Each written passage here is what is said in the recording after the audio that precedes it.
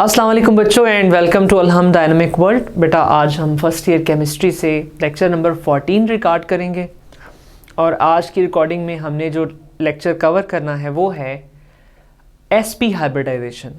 बेटा sp hybridisation नाम से ही जाहिर है, sp अगर एक एटम का एक s ऑर्बिटल उसी एटम के एक p ऑर्बिटल से इंटरमिक्स हो जाए तो इस इंटरमिक्सिंग को हम नाम देंगे sp हाइब्रिडाइजेशन। बेटा जब sp हाइब्रिडाइजेशन होती है तो क्योंकि दो ऑर्बिटल्स इंटरमिक्स हो रहे हैं तो दो ही नए ऑर्बिटल्स बनेंगे और उनको हम कहेंगे sp हाइब्रिड ऑर्बिटल्स। दो ऑर्बिटल्स बनेंगे, उनको हम कहेंगे 2sp hybrid orbitals. 2sp hybrid orbitals are formed. ठीक है बेटा, ये ऑर्बिटल्स अरेंज किस तरह होंगे? इस तरह अरेंज होंगे कि इनमें जो इलेक्ट्रॉन्स मौजूद हों उनके दरमियान रिपल्जन मिनिमम हो जाए।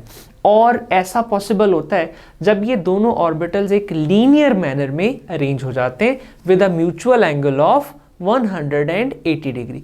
बिल्कुल स्ट्रेट लाइन पे एक दूसरे के ऑपोजिट साइड पर चले जाएंगे। इसको मैंने ये डायग्राम से रिप्रेजेंट करने की कोशिश की है।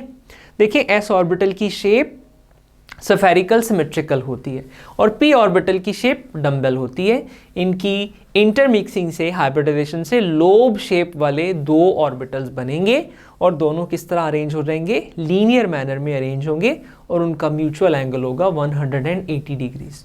याद रहे कि जब sp हाइब्रिडाइजेशन होती है तो s कैरेक्टर मैक्सिमम हो जाता है। ठीक है, दोनों ऑर्बिटल में 50% s कैरेक्टर होगा और 50% p कैरेक्टर होगा। ऑलराइट जी, चलें अब हम बात करेंगे कि कौन कौन से मॉलिक्यूल्स हैं जिनमें सेंट्रल एटम की हाइब्रिडाइजेशन जो है वो sp होती है। तो इसकी मिसाल हम ले रहे हैं बेरिलियम क्लोराइड। बेरिलियम आप जानते हैं एटॉमिक नंबर 4 है, 4 इलेक्ट्रॉन है, पहले शेल में 2 इलेक्ट्रॉन है और वैलेंस शेल में भी 2 इलेक्ट्रॉन है, 2s2। देखिए इसके जो p ऑर्बिटल्स हैं वो एम्प्टी हैं, लेकिन जब ये एक्साइट होता है तो एक इलेक्ट्रॉन 2s से निकलकर 2px में आ जाता है। ठीक है, तो अब ये दोनों ऑर्बिटल जो हैं पार्शियली फिल्ड हैं, ये दोनों इंटरमिक्स होते हैं, हाइब्रिडाइज होते हैं और बनाते हैं दो sp ऑर्बिटल्स जो किस तरह अरेंज हो जाते हैं? बिल्कुल इसी तरह अरेंज हो जाते हैं लीनियर मैनर में। ठीक है, फिर बेरिलियम क्लोराइड में बेरिलियम का बॉन्ड है क्लोरीन से। क्लोरीन को जरा देख लें कि इसके पास एक पार्शियली फिल्ड ऑर्बिटल है 3pz, अनमॉडिफाइड है, अभी हाइब्रिडाइज नहीं हुआ क्लोरीन। तो इसकी जो 3pz ऑर्बिटल की शेप होगी कैसी होगी? डंबल शेप होगी। ठीक है, तो वो डंबल वाला क्लोरीन जो है, डंबल शेप वाला क्लोरीन का जो ऑर्बिटल है 3pz, वो बेरिलियम के इस sp ऑर्बिटल के साथ कौन सा ओवरलैप करेगा?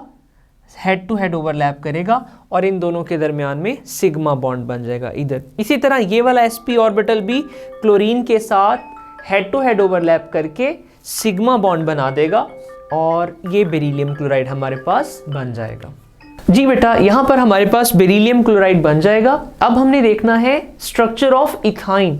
इथाइन बेटा आप जानते हैं कि एक मॉलिक्यूल है C2H2।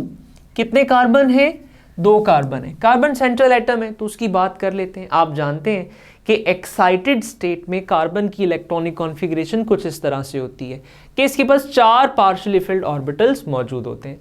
लेकिन बेटा इथाइन बनाने के लिए कार्बन करता है sp हाइब्रिडाइजेशन, यानी एक s और एक p ऑर्बिटल आपस में इंटरमिक्स हो जाते हैं। बेटा इनकी इंटरमिक्सिंग से कितने नए ऑर्बिटल बनेंगे?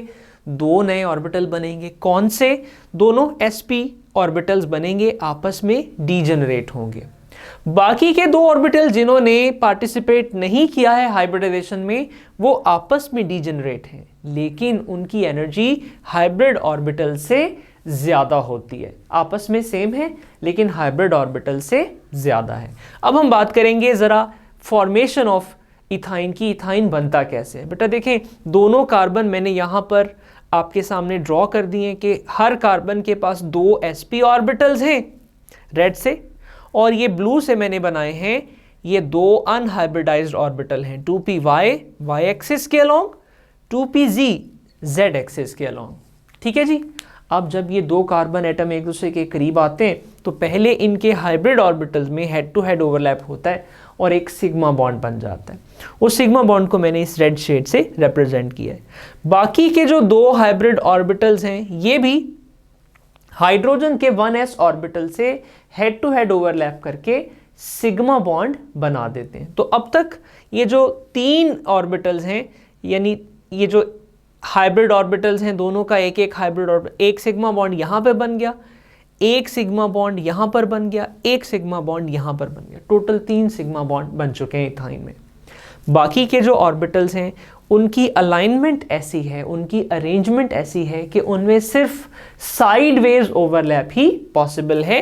2py ऑर्बिटल 2py के साथ साइडवेज ओवरलैप करेगा, 2pz ऑर्बिटल 2pz ऑर्बिटल्स के साथ साइडवेज ओवरलैप करेगा, और ये दोनों जो इलेक्ट्रॉनिक क्लाउड्स हैं ये इस प्लेन को, जिसमें सिग्मा बॉन्ड्स हैं, उस प्लेन को बिल्कुल एक ड्रम की तरह से कवर कर लेगा, यानी above, front, back and below, चारों तरफ इलेक्ट्रॉनिक क्लाउड, पाई इलेक्ट्रॉनिक क्लाउड इस सिग्मा फ्रेमवर्क के ऊपर इस तरह से ड्रम की तरह से इसको कवर कर लेगा। ठीक है जी, तो ये इसका प्रोबेबल स्ट्रक्चर है, इसको आप बुक से भी एक बार कंफर्म कर लीजिएगा। ठीक है, एक्चुअली ये 3 डायमेंशनल स्ट्रक्चर है कि सिग्मा फ्रेमवर्क के ऊपर भी पाई इलेक्ट्रॉन्स हैं, सामने भी पाई इलेक्ट्रॉन्स हैं, नीचे भी पाई इलेक्ट्रॉन्स हैं, और इसके बैकवर्ड्स भी, इसकी पिछली तरफ भी पाई इलेक्ट्रॉन। तो पाई इलेक्ट्रॉन्स इसको, इस सिग्मा फ्रेमवर्क को ढांपे हुए हैं, बिल्कुल एक ड्रम की तरह। ठीक है जी, ये आज का हमारा टॉपिक है। उम्मीद करता हूँ आपको समझ आई होगी। Thank you very much. अल्लाह हाफिज़।